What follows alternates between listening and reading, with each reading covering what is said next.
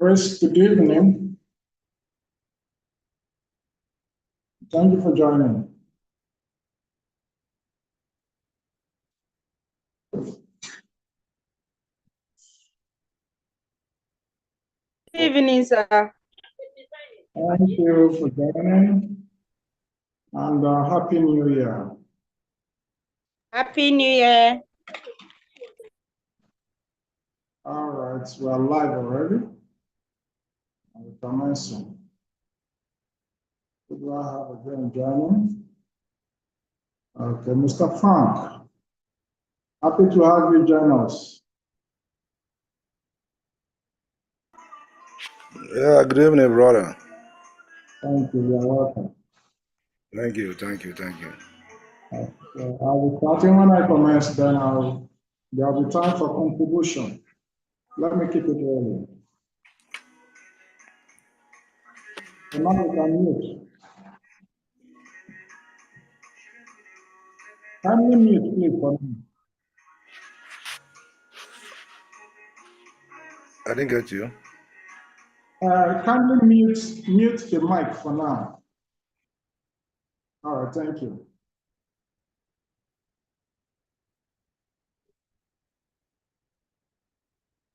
Good evening, viewers out there. Thank you for joining tonight on People's Parliament. We are looking at trending national stories and the feelers of Nigerians across board. I remind your hosts, Mr. Ako Christian Ache, otherwise known as Due Process. It's a pleasure to have other co-participants via Zoom who are joining us on People's Parliament. I have Ms. Grace and Mr. Frank. It's a pleasure to have you join us tonight, as well as other guests that will be joining in the course of the program. Tonight, we are taking a look at trending stories, of course. Number one on the item is permutations of ADC tickets and the mood of the Nigerian masses. What are the mood? What are Nigerians saying about the ADC, as well as presidential tickets? All that will be looked into as we progress in the program. And number two is COPDEM irrefutable influence block in the ADC. So as you understand, COPDEM was the first to make the move way back in November 2024, when COPDEM saw the need to align with a political party of repute.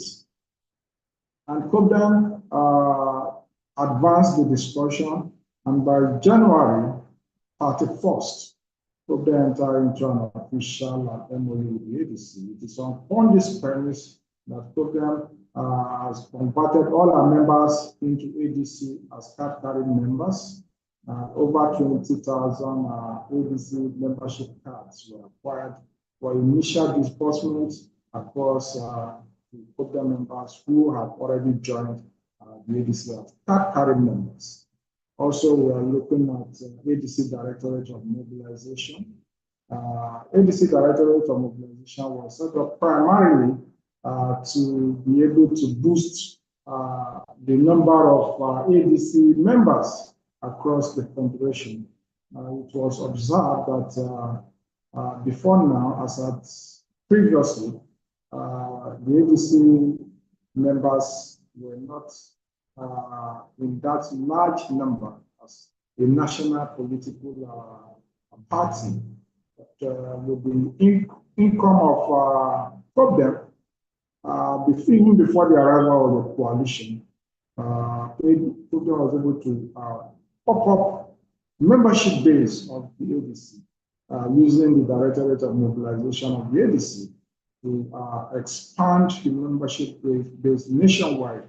And of course, I see that the ADC Directorate of Mobilisation has already gone global after completion of national interim mobilizers. After completing the structures across the country, we've gone global, having diasporal Nigerians joining the Directorate of Mobilisation.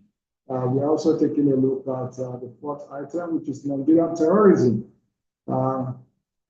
as an evil allowed to fester. The Nigerian authorities have repeatedly shown complicity in handling of security matters. As a matter of fact, we've had repeated attacks where security personnel were given adequate prompts to be able to respond to the situation. Unfortunately, they gave flimsy excuses of waiting for orders, and which led to wanton loss of life. Remember the case of Yelwata, what happened when the military were alerted, and they never really intervened. Over 200 Nigerians were killed in Yelwata, women, children, and even adults as well were burnt down without any action by the government. We'll be taking a proper look at that as to how the Nigerian government has allowed insecurity, terrorism, genocide to fester in our country. Now, of recent, you understand what happened at Kainji. Kainji is an area under Borgu local government area of Niger State. And of course, it's appalling to note that over 30 civilians who have gone to the market to acquire or to sell or to buy goods for their family could no more return back home alive. They were slaughtered in the market. And until this moment, the government is here to take action. I mean, how many can we say? They are the list are inexhaustible.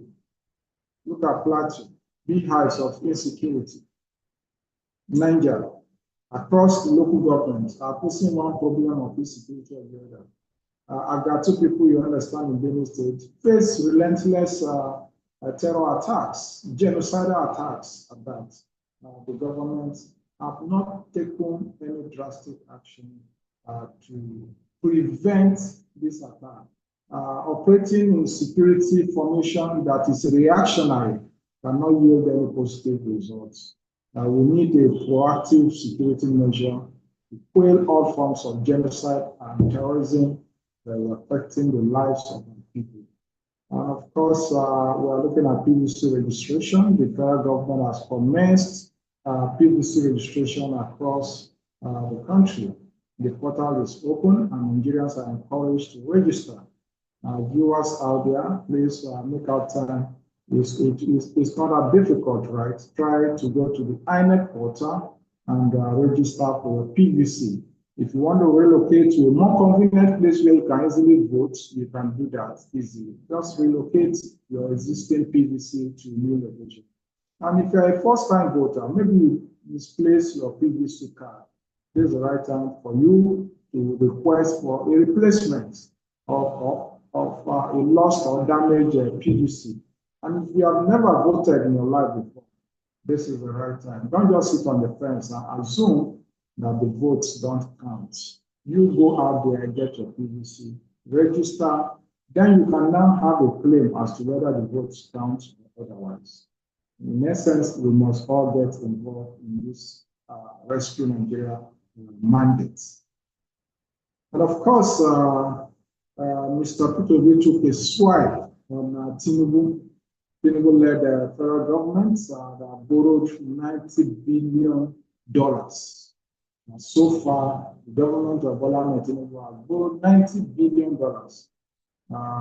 And he made a very clear analogy that if we give just 25% of this $90 billion to the youths in attempt to end poverty, the poverty will have died as of today.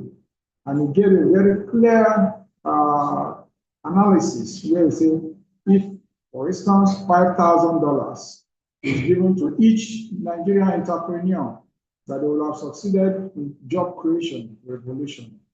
And he demanded that Tinubu should stop wasting billions and start building empires. You know, this is how we expect a new leadership in the country. We cannot afford to continue to sit back doing the same thing over and over and expect a different result. You say it's not easy. Some people are alluding that leadership is not that easy. But then How can you tell me that you borrowed $90 billion and you squander it without anything to show for it? Without touching on the lives of the Nigerian people? Look at terrorism increasing, insecurity increasing, unemployment on a steady rise. We keep graduating young people from school, from different universities, tertiary institutions, polytechnic, federal college of education, without a hope of where to work. Yet you borrowed $90 billion, aside from other federal revenues, like from the sale of crude oil, of course, sale of other crude components like gasoline and even cooking gas. All these federal government have it in abundance, as well as income from custom duty. Custom duty has been generating funds for the Nigerian government since inception until this moment.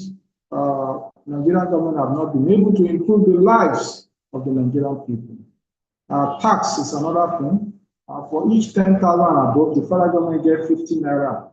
If you are transferring 10,000 naira and above, the federal government is making deduction of 50 naira. They call it stamp duty. Who is giving account for all these funds put together? These are fundamental questions that Nigerians across board need to ask. This is not a time for tribalism or religiosity. Those things have not helped us, and we should learn to put them behind us and be able to move the country forward by asking realistic, probing questions. It is on this note I'll be welcoming my guests in the studio who are joining via Zoom. I have Comrade Sunday, I have Mr. Frank, I have Madam Grace, others that also expecting to be part of this conversation.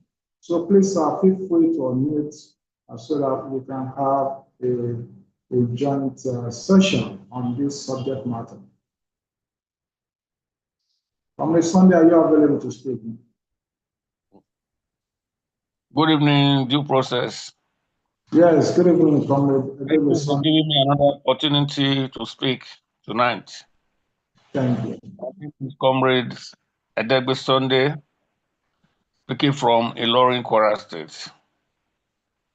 I'm starting from the last one of the federal government borrowed $90 billion. You see, we have been saying this over times. We continue complaining of these issues. All the governments that have ruled this country from the beginning till now, this present one borrow more money than any government before now. And the question is, are they accountable for this money they are borrowing? What are they using the money for? This government, as I speak, I see the government as they are wasting, they are not wasting, resources. They are wasting money. They cannot, the infrastructure is not ongoing. We are not seeing them. Things are not working, and we keep borrowing money all the time. This government led by President Bola Ahmed Tinubu, they should stop all this borrowing. It is not borrowing we will use to survive this country. All this money now, like this money you have borrowed now, if you put it well to other areas, we will generate more money from it to stand on our own. After this money finish now, they will go back again to borrow another one. You know how many times they have borrowed money? So this thing is not helping us. The government should wake up. The people should wake up. Because this government, they only believe in wastages. They are wasting things in this country. Things are not working.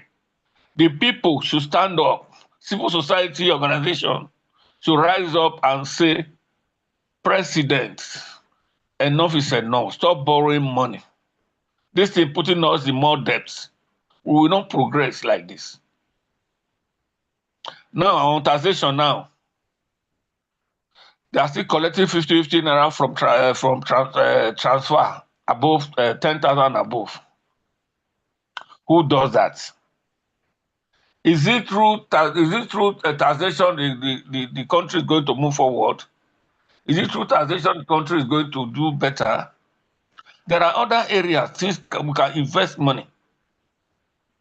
Can't we invest money and be getting money from farm products and other areas to be able to feed this country? Why are we taxing the poor people? We are bringing more hardship to the people. It can't work. They have to stop all these things. And that is the main reason Nigeria should rise and take over this government. This government, if you check the people that are there today, they are the people that have one corruption case or the other. Check it. I don't want to mention them. They are there. So when money come like this, they share it and go back again to borrow another one. So we cannot move forward like this. And on the other one, on the PVC, I want to use the opportunity to encourage all Nigerians to go and register for their permanent voters card to be able to vote this government out of office come 2027. You can do your transfer. It's very easy. Choose any INEC office close to you. Go there. If you have old one you want to transfer, take it there. They will transfer it for you if you don't know how to do it on your own online. Even if you do it on your own, you still have to go there for the capturing or thereabout. So please, let us register. Let's do our transfer.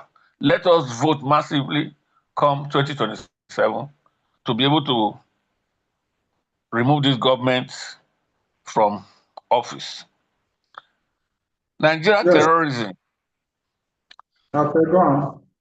Okay. Nigeria terrorism ravaging every loose and cranny of Nigeria, of the country today. And the government, they are not proactive. Though I can see that the military they are trying their best, just that we have some among them that are big compromise. You know, that's why they are not yielding much result. But the military, and at the same time, they are low in number. So the government have to do something, provide them the modern equipment to fight and recruit more people to be able to end this terrorism in Nigeria. Because as we speak now, among our people here, there are the people that never want this terrorism to stop because they are benefiting from it. Even the money allocating for the equipment, people are benefiting from it. As far as they are benefiting from it, they will not want the terrorism to end in the country. So I want to plead to the federal government to intensify efforts to ensure that this issue of terrorism become a thing of the past. And I also plead to the governments of the United States of America. They have started the work, but it's like they are relaxing this time around.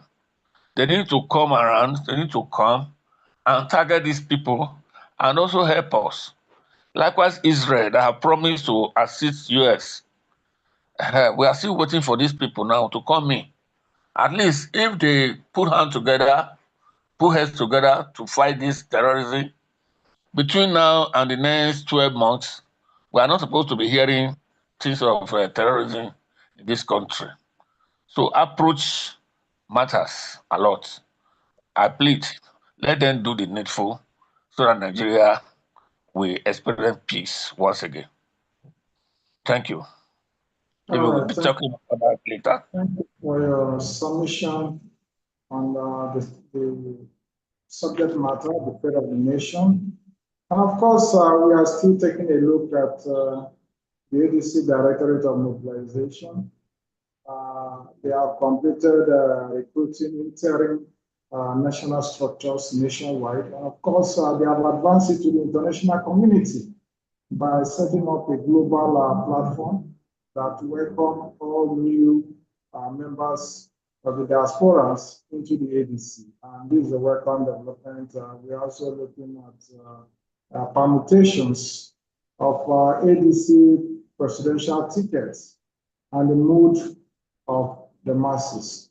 Of course, the masses are looking up to the ADC to come to the rescue by presenting a ticket they so much believe in, a ticket they believe will end the poverty in the land, a ticket that will rescue Nigeria, a ticket that will not be difficult for them to sell at the grassroots, a ticket that has human face, a ticket that resonates with the plight of the Nigerian masses, a ticket that stands for the Nigerian masses, a ticket that understands that there is need to end hunger, a ticket that understands the need to end terrorism and all forms of genocide against the Nigerian people, a ticket that stands for raising the average value of the Nigerian international passport.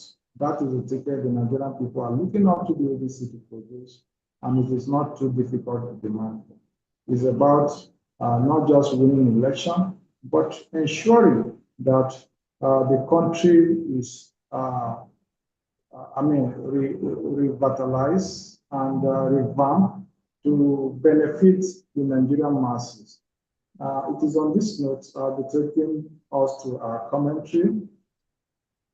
The commentary we have for the day is an essay from His Excellency Mr. Tinubu, who gave a narration of his day, which was on the Sunday, January 4th, 2026. And he said, while I quote, he said, let me just read out his essay quickly. A young nurse encounters Nigeria. In other words, this phrase means what you and I otherwise call Nigeria happened to someone. That is just the other way that Mr. Tinubu has coined it. He said a young nurse encounters Nigeria. Sunday, 4th January was an unusually demanding day for me. I had an event in Ughelli, Delta State, and had to drive from Onitsha to the city. Some of you may not understand, Mr. Tinubu drive himself across the country sometimes.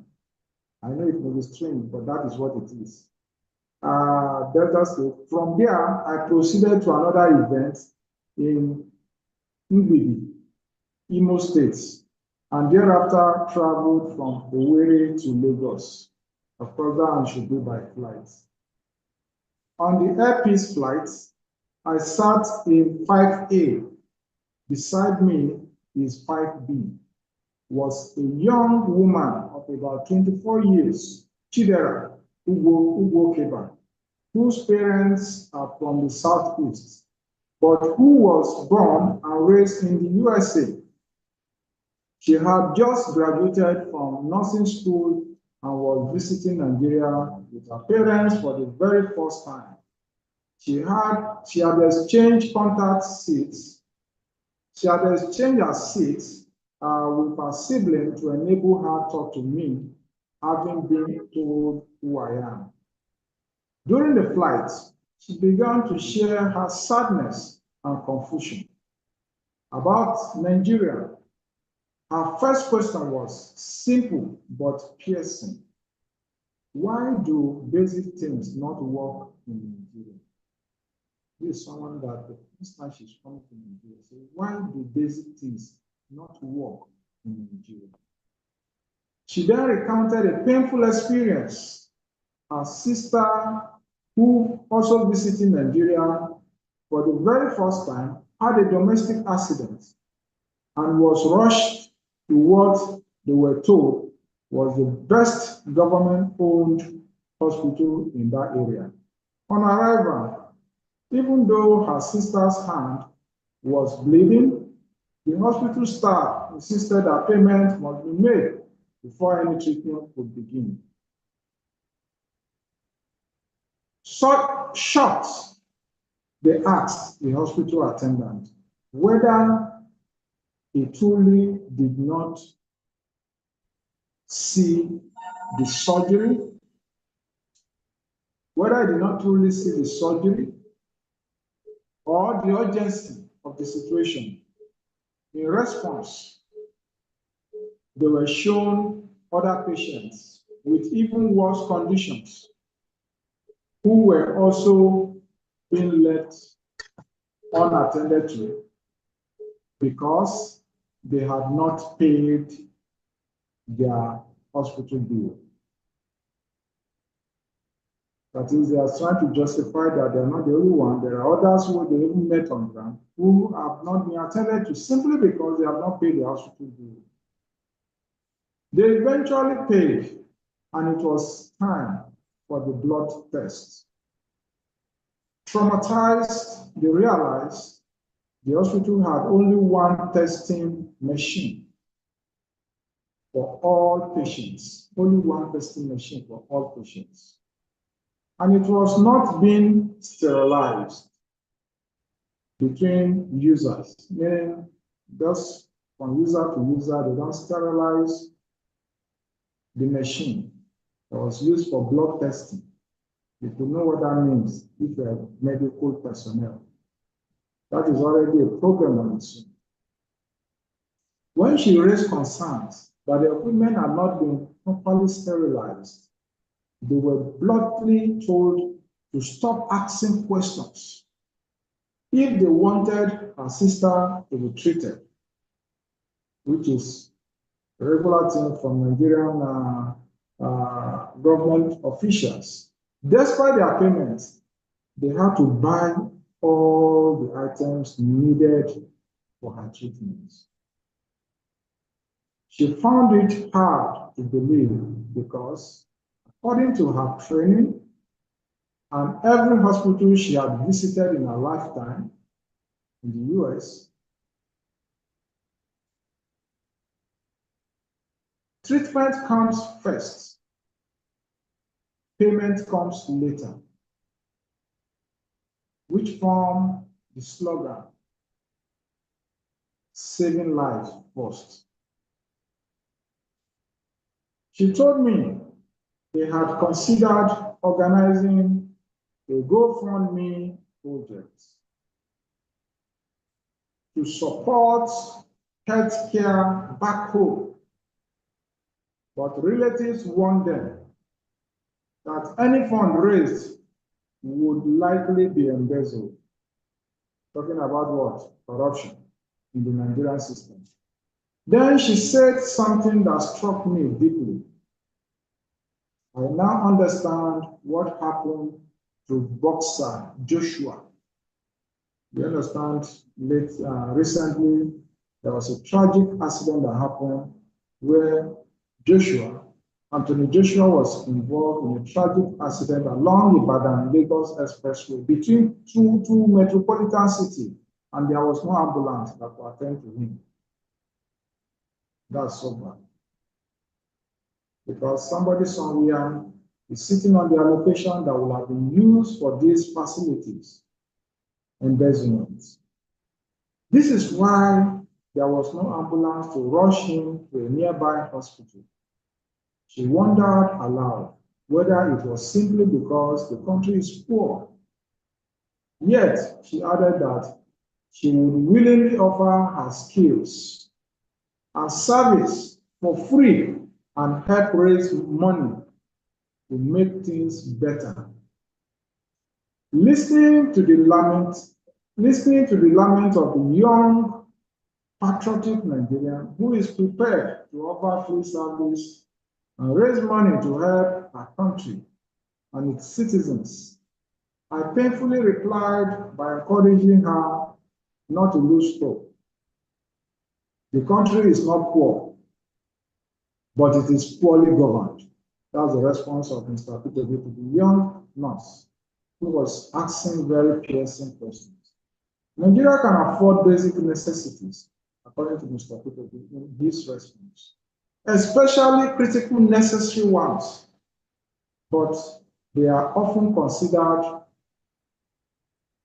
not considered priorities due to the incompetent leadership that have been ruling Nigeria for many years. A standard ambulance costs about 150 million naira, that is $1,000. Nigeria spent 39 billion refurbishing the National Conference Center in Abuja, and another 21 billion naira rebuilding, renovating, refurbishing the vice presidential residence in Abuja that he is not even living in. Those two projects alone cost 60 billion naira. Would have been provided about 400 brand new ambulances. These funds alone for these two projects were enough to provide 400 ambulances for the entire country, out of which roughly 11 ambulances will have been disbursed to each state. Imagine each state having 11 ambulances on the standby along expressway, including the Federal Capital Territory, us. Had 11 functional ambulances existed in Ogun State, one might have been available to attend to Anthony Joshua, the boxer. That's the response of Mr. Peter. He went on to say, building a primary health care in a community costs about 75 million naira. Yet we spent about 300 billion, that is about $200 million, on additional presidential jets.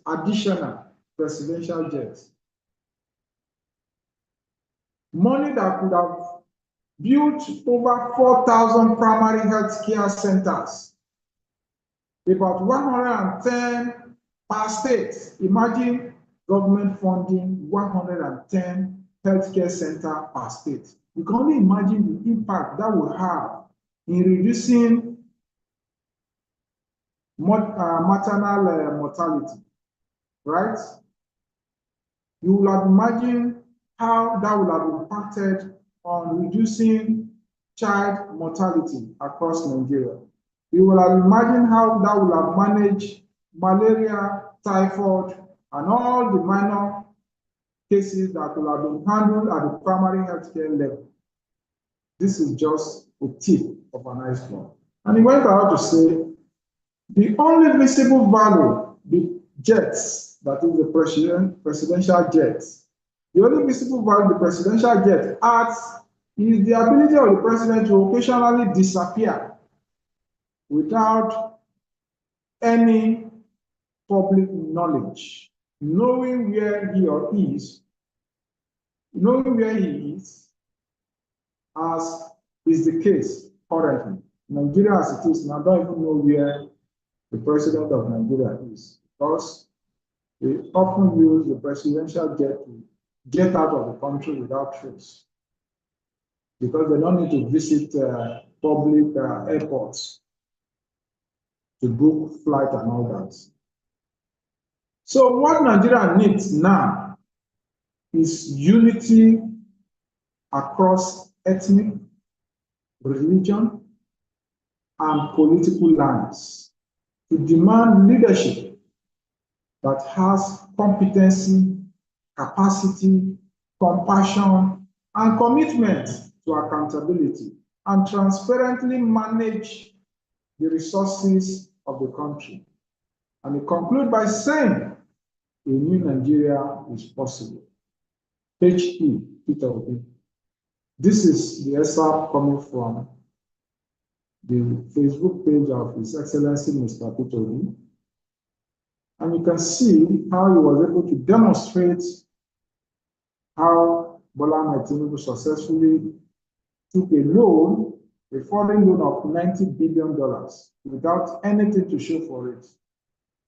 And he gave example how there was misplaced priority of renovating the International Conference Center in Abuja,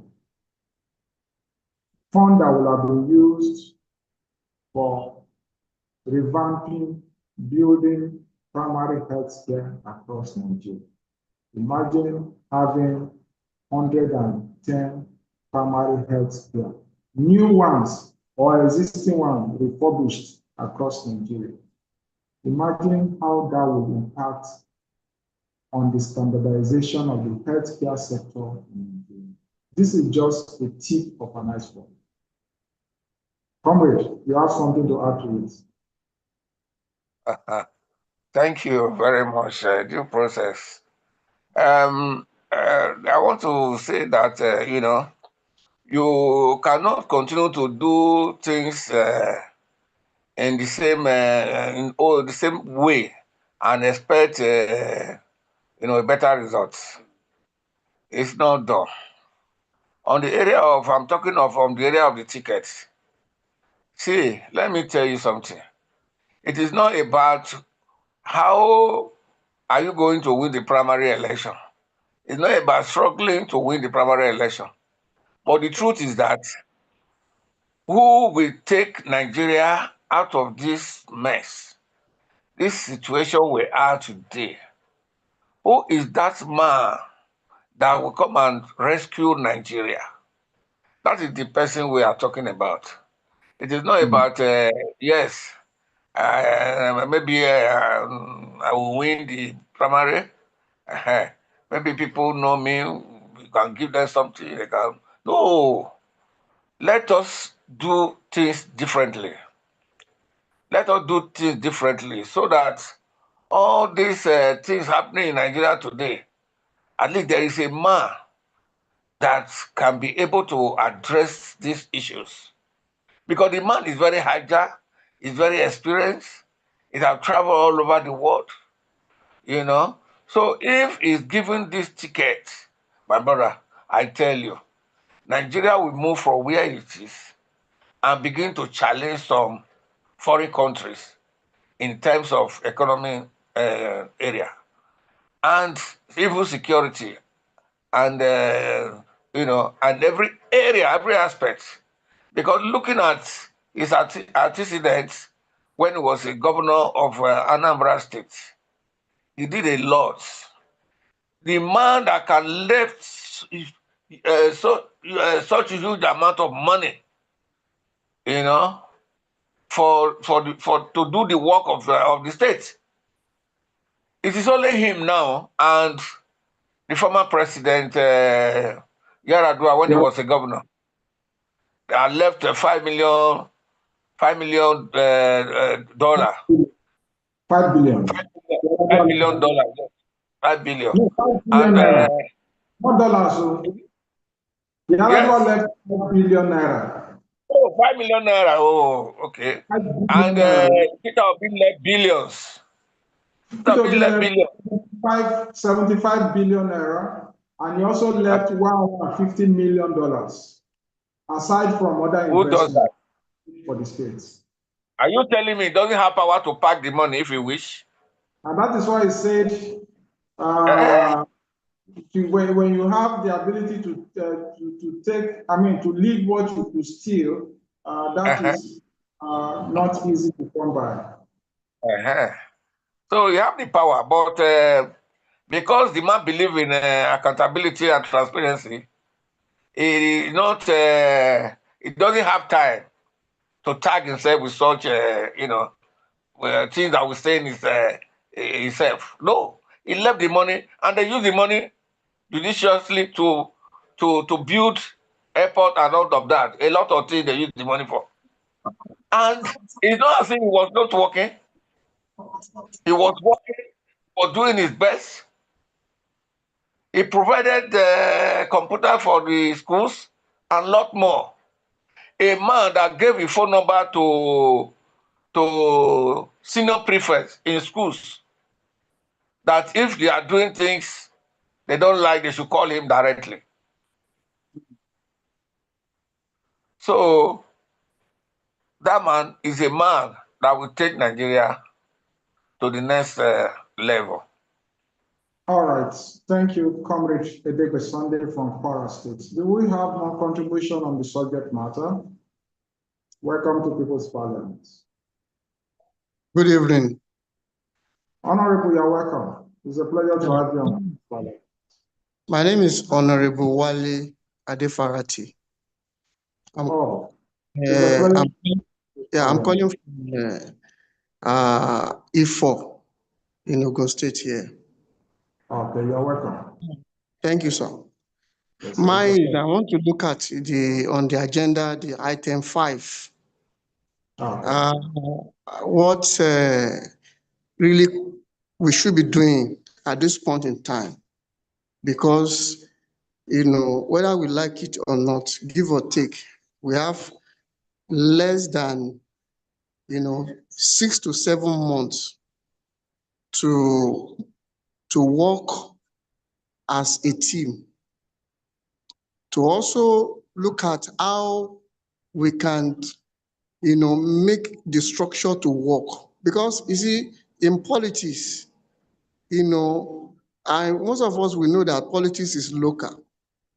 Personally, as I'm talking to you, because I'm also aspiring to the State Assembly, and quite a number of things that need to be done structurally. Because if as a party we are not doing this, we are not making sure that the structure are solid, because elections are won in the units, from the unit then to the ward, from the ward then you can begin to accelerate to the top. So what we need to be doing, because this voters registration, there is a lot of bottleneck on it, which there should be a collaborative effort to make sure that there is a lot of people that are not registered. There's a lot of people that have issue with the PVC. Maybe it's damaged. Some have lost it. Then there are issues with transfer. These are things that we need to start working on as soon as possible. Because now, for me, for the little I've been able to do in my own constituency, because I fall within the constituency too, in E4 local government. Now, we have where my own constituencies lies within the outskirts of Lagos, where you have a lot of movement of people from Lagos now residing in Ogun State. So, which make the volume of voters, for eligible voters, very voluminous. So how do we go about this thing? These are the things that for us to win election, whether it's going to be Peter Obi or any other person, but what the thing we should be doing, the ballot should be from the bottom to the top. Then how do we ensure that it happens that way? It's by way of making sure that the grassroots is well grounded, the structure from each ward. That is how we can, at the end of the day, be able to say, yes, we have done very well. I can give you the experience I had in 2023. I was the one that signed the broadsheet at the local government where results are being collected. And what I saw and the experience I had, is something beyond what somebody can start saying outside. But for the benefit of this platform, I just need to say it because, if we don't do what we need to do from the word go, by the time before we know it now, it will be tomorrow, election will be tomorrow. So, you know, like that time in 2003, when we want to collect the resource there, I know what happened. Most of the what we have as our record were something that, you know, were being halted. So, but that's by the way, because we do not have a representative in all the polling units. This is even one of the issues. But what am I saying? In order not to take much of our time, is that we need to work on people that want to get PVC. And personally now, for me, I've been overwhelmed from my own constituency now. You can imagine my own ward where I reside is Ward 7. Ward 7, you know, falling from Ojodubaga to when you get to Songo. And I have a platform where I see people that I reside in the outskirts of Lagos, and somebody is staying in Songo. I have about more than, let's say, about 200 people. They want to get registered. So now, how do we go about this thing? I was able to link with some other people that work in INEC that do, because there's what we call pre-registration of the voters card. You know, that is the initial one that you would do to generate a code. With that code, then, you know, the final one, which is going to be done in the local government, it will be very easier for them to just do a thumbprint and have the PVC. So, you know, we need help. This is where I'm just saying, so that we need help to make sure that, you know, we mobilize people from the unit level to the ward level, so that we can be able to do the pre-registration. From there, they can generate that code, and it will be easier. And another thing, you can imagine, okay, for instance, from Akute, for example, if somebody is picking about 100 people from Akute to Songo, where at Ifo, to Ifo, where the local government is, because that is when the final thing will be done. That's where they're going to get to print and get the PVC. So I don't want to take much of our time. We need to really work on all these things. Otherwise, you know, by the time we open our eyes, we'll be in election time. And if we don't do all these things, we don't make sure that we also try and work on all this area, you know, it might be the same story of 2023. So thank you very much. So I will have to stop here. Thank you for your contribution, Honorable, all the way from Ogun State. And we thank you for what you are doing to see to a new Nigeria. Of course, we are not folding our arms, and we are doing what we can to sensitize Nigerians to get involved. And of course, I bet you the PVC registration will continue to feature in our program. And just do well. You're on the Ogun State platform, right? Honorable. Yes.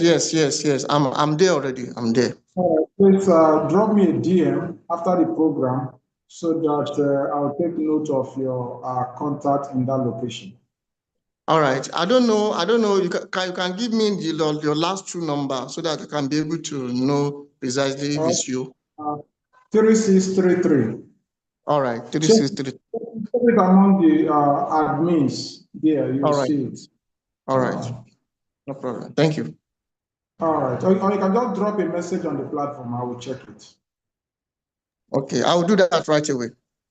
All right. Thank you. So it's a pleasure to having you join, and we look forward to your continual engagement and being part of this program.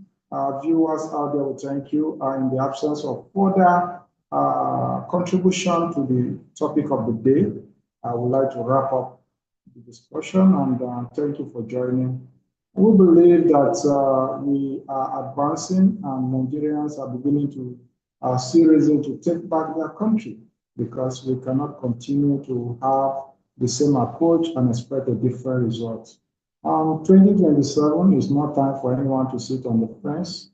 It's time for all Nigerians to get involved, and knowing fully well that we have commitment to our motherland. Let us get committed, get involved, register and get your PVC, and also register to become an ADC member. That is where to start from as well. Register, don't just be complaining and be expecting ADC to do certain things. Go and become official member of ADC so that you'll be able to influence the outcome of whatever decisions will be taken by the ADC. That's the way to go about it. Politics is local. While we are speaking at the center, we should do well to be part of the local politics in our respective ward. If you don't know your ward, visit your state ADC chairman or chairperson, as the case may be, and ensure that you get rooted in the party. Get involved. It's not a rocket science. It's a process that has to be followed. Thank you for being part of the program, and do have a pleasant evening. I remain your host, Mr. Ako Christian Oche, otherwise known as G Process. Thank you and God bless you. Bye-bye. Thank you very much. Thank you, Honorable.